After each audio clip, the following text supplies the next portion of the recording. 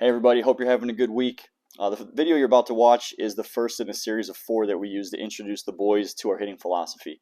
And the reason I'm adding this to the beginning of it is because we sat the boys down last week and we talked about making sure that this year we're going to concentrate on producing more contact, putting more balls in play.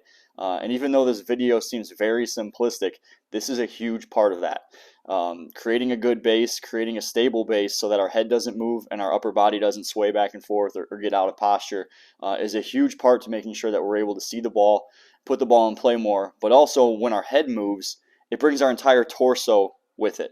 And so with that also means our hands are going to move. We're going to be in a different position. So not only are we not going to see the ball as well, but it's going to put us in a position that we don't realize we're in and cause a lot more swing and misses.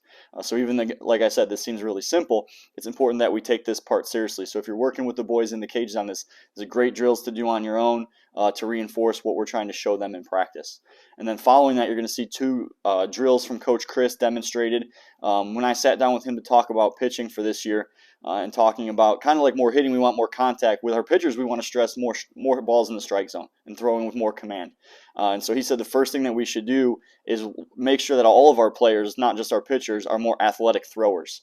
And so he wants us to put them in positions and forcing them to make athletic throws based on the positions that they're in before we work on getting on the mound.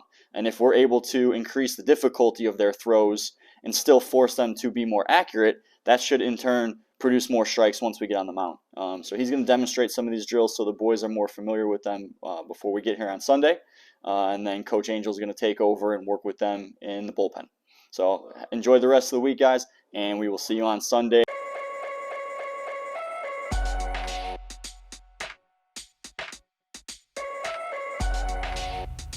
Welcome to our off-season hitting program.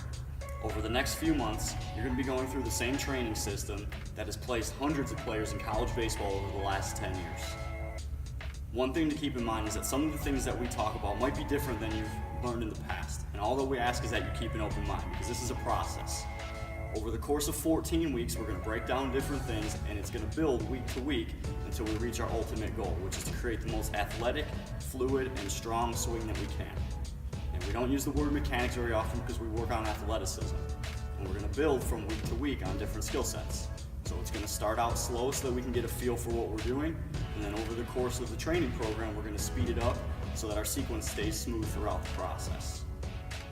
Week 1 is very important. We're going to start with what might be the most important aspect of hitting, and that's getting to an athletic position and being able to hold it throughout our swing. There's a lot of different ways that we can get to that point, and that's what we'll talk about in week 2. But it's important that we get to a position called 50-50, meaning that our head is centered in the middle of our feet from the time that our front foot lands until the time that we finish our swing. And this is going to do 3 things for us. It's going to help keep our head stable so that we're able to pick up the ball better. It's going to allow our sequence to work more smoothly so we get more out of our body. And it's going to allow us to be in the most athletic position we can so that we can maximize all of our athletic movements and finish our swing with the biggest max effort that we can. Take a look at some of the world's best hitters. You'll see that to be a good hitter, to be a great hitter, this is absolutely important that we hold this position throughout the finish of our swing. And it applies to all levels, good high school hitters, good college hitters, and even some of the world's best softball players. All do this in order to make sure that they get the most out of their swing and they put consistent results on the field. This week we're breaking down Buster Posey. As you'll see through the clips, his head stays centered in his feet throughout his entire swing, allowing his lower body to start the process, to create separation through the middle of his swing, and for his hands to stay through the hitting zone until he finishes.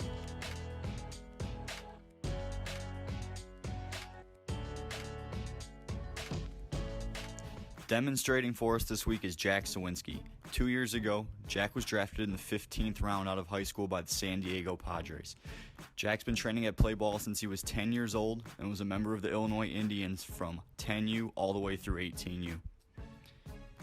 You'll see in the next few clips, just like Buster Posey, once Jack gets his front foot down, his head stays centered and his entire body is going to work around his hands. Jack was drafted because of his power bat and does a great job of getting everything out of his body.